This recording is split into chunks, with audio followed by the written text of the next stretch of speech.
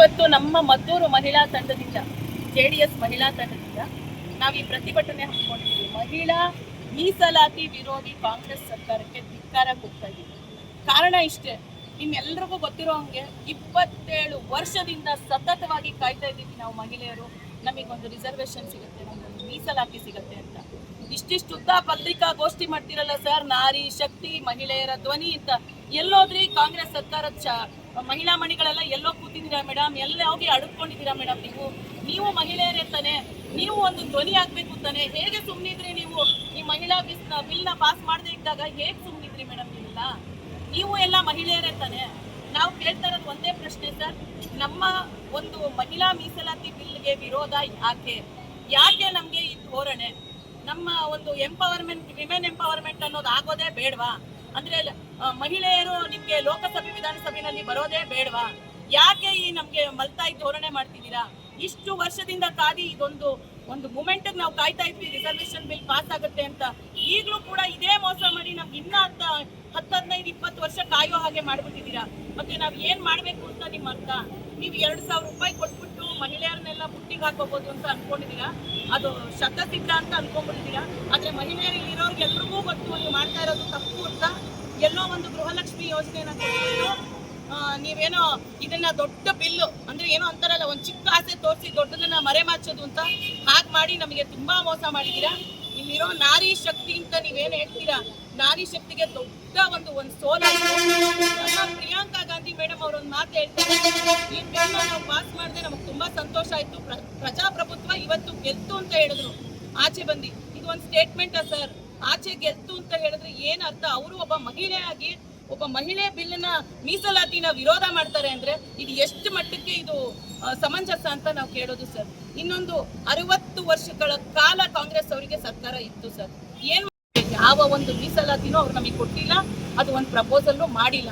ಅದೇ ನಮ್ಮ ದೇವೇಗೌಡರ ಅಪ್ಪಾಜಿ ಅವರಿಗೆ ದೂರದೃಷ್ಟಿ ಎಷ್ಟಿತ್ತು ಅಂದ್ರೆ 1995 ಅವರು ಈ ವಿಮೆನ್ ರಿಸರ್ವೇಶನ್ ಬಿಲ್ ಅನ್ನೋದನ್ನ ಅವರು ಪ್ರಪೋಸ್ ಮಾಡಿದ್ರು, ಇಂಟ್ರೊಡ್ಯೂಸ್ ಮಾಡಿದ್ರು.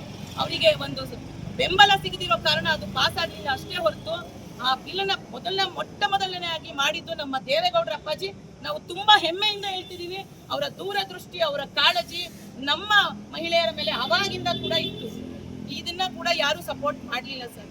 ಇಷ್ಟು ವರ್ಷ ಕಾದಿ ನಾವು ಈಗ ನಮ್ಗೆ ಏನೋ ಒಂದು ಸಂತಸದ ಸುದ್ದಿ ಬರುತ್ತೆ ಅನ್ಕೊಳ್ಳೋ ಅಷ್ಟೊತ್ತಿಗೆ ಮತ್ತೆ ಕಾಂಗ್ರೆಸ್ ಸರ್ಕಾರ INDA ಜೊತೆ ಸೇರಿ ನಮಗೆ ಮತ್ತೆ ಅದೇ ದ್ರೋಹ ಮಾಡಿದ್ದಾರೆ ಸರ್. ಇದು ರಾಜಕೀಯ ಬದಿಗಿಟ್ಟು ನಿಮಗೆ ಹೆಣ್ಣು ಮಕ್ಕಳು ಯಾವ್ದ್ರಲ್ಲೂ ಮುಂದೆ ಬರಬಾರ್ದು ಅನ್ನೋ ಒಂದು ಆಸೆ ನಿಮಗಿದೆ ಅನ್ಸುತ್ತೆ. ಹಾಗಾಗಿ ನೀವು ಈ ಬಿಲ್ನ ರಿಜೆಕ್ಟ್ ಮಾಡಿದಿರಿ. ಇನ್ನೊಂದು ಡಿಲಿಮಿಟೇಷನ್ಗೆ ಬರೋ ಒಂದು ಕಾರಣ ಅಂತ ಕೊಡ್ತಾರೆ ಕಾಂಗ್ರೆಸ್ನವರು, ಹೇಳ್ತಾರೆ ಡಿಲಿಮಿಟೇಷನ್ ಮಾಡ್ತಾರೆ, ನಮಗೆ ತುಂಬಾ ಅಷ್ಟು ನಮಗೆ ಕಮ್ಮಿ ಆಗೋಗುತ್ತೆ ಸೀಟ್ಗಳು ಅಂತ ಒಂದು ಧೋರಣೆ ಮಾಡಿದ್ದಾರೆ ಸರ್. 42ನೇ ಅಮೆಂಡ್ಮೆಂಟ್ ಪ್ರಕಾರ 1971 ಏನೋ ಸೆನ್ಸಸ್ ಮಾಡಿ ಒಂದೇ ದಿವಸದಲ್ಲಿ ಅವರು ಡಿಲಿಮಿಟೇಷನ್ ಮಾಡಿ 80 ಸೀಟು ಉತ್ತರ ಪ್ರದೇಶಕ್ಕೆ, 28 ಸೀಟು ನಮ್ಮ ಕರ್ನಾಟಕಕ್ಕೆ ಕೊಟ್ಟರು. ಅವತ್ತು ಯಾಕೆ ಸರ್ ಯಾರು ಮಾತಾಡಿಲ್ಲ? ಇವತ್ತು ನಿಮ್ಮ ತಪ್ಪು ಕಲ್ಪನೆ ಇದ್ರೆ ನಾನು ಎಲ್ರಿಗೂ ಹೊರಗೂಡಿಸ್ತೀನಿ. 28 ಸೀಟ್ ಅಲ್ಲ ನಮಗೆ ಬರೋದು, 42 ಸೀಟು. ನಿಮ್ಗೆ ಮುಖಕ್ಕೆ ಚೆನ್ನಾಗೆ ಎಲ್ಲ ಬ್ರೈನ್ ವಾಶ್ ಮಾಡ್ತಾ ಇದ್ದಾರೆ ಕಾಂಗ್ರೆಸ್ ಸರ್ಕಾರ.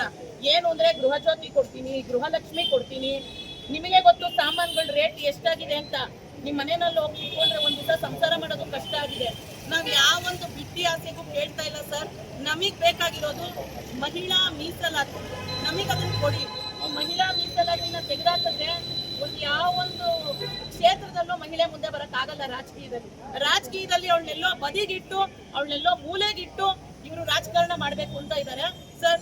ಇದು ಮೇಲ್ ಡಾಮಿನೇಟೆಡ್ ಸೊಸೈಟಿ ಅಲ್ಲ ಸರ್. ಇಲ್ಲಿ ನಾವು ಕೂಡ ಈ ಮಹಿಳೆಯರು ಕೂಡ ಅಷ್ಟೇ ಪ್ರಾಮುಖ್ಯತೆ ಕೊಡಬೇಕು. ಮಹಿಳಾ ಸಬಲೀಕರಣ ಅಂತ ಇಷ್ಟಿಷ್ಟುದ್ದ ವ್ಯಾಖ್ಯಾನ ಓದೋದಲ್ಲ ಸರ್. ಮಹಿಳೆಯರಿಗೆ ಸಬಲೀಕರಣ ಮಾಡಬೇಕು ಅಂದ್ರೆ ರಾಜಕೀಯದಲ್ಲಿ ಅಷ್ಟೇ ಉತ್ತೇಜನ ಕೊಡಬೇಕು. ಈ ಬಿಲ್ನ ನೀವು ಪಾಸ್ ಮಾಡದೆ ನೀವು ಇದನ್ನ ರಿಜೆಕ್ಟ್ ಮಾಡಿ ತುಂಬಾ ದೊಡ್ಡ ತಪ್ಪು ಮಾಡಿದ್ದೀರಾ. ನಮ್ಮ ಮಹಿಳೆಯರೆಲ್ಲ ಇನ್ನೂ ದೊಡ್ಡ ಮಟ್ಟದ ಹೋರಾಟಕ್ಕೆ ನಿಲ್ತೀವಿ. ಆಮೇಲೆ ನಾವು ಈಗಾಗಲೇ ತಹಸೀಲ್ದಾರ್ ಅವರಿಗೆ ಮನವಿ ಕೊಡ್ತಾ ಇದ್ದೀವಿ. ಇದು ಚಿಕ್ಕ ಮಟ್ಟದಲ್ಲಿದ್ರು ಇನ್ನೂ ದೊಡ್ಡ ಮಟ್ಟಕ್ಕೆ ನಾವು ಹೋಗಿ ನಾವು ಪ್ರತಿಭಟನೆನ ಮಾಡ್ತೀವಿ ಸರ್. ನಮ್ಮ ಒಂದು ಉದ್ದೇಶ ಕೊನೆ ಇದ್ರದ್ದು ಏನು ಅಂದ್ರೆ ಕಾಂಗ್ರೆಸ್ ಸರ್ಕಾರಕ್ಕೆ ಧಿಕ್ಕಾರ. ಯಾಕೆಂದ್ರೆ ನೀವು ನಾರಿ ಶಕ್ತಿ, ಒಂದು ಮಹಿಳೆ ಏನು ಅನ್ನೋದು ನೀವು ತಿಳಿದೆ ತುಂಬಾ ತಪ್ಪು ಮಾಡಿದೀರಾ. ಇದು ಉಗ್ರ ಹೋರಾಟಕ್ಕೆ ಹೋಗುತ್ತೆ ಅಂತ ನಾನು ಎಲ್ರಿಗೂ ಹೇಳಕ್ಕೆ ಇಷ್ಟಪಡ್ತೀನಿ.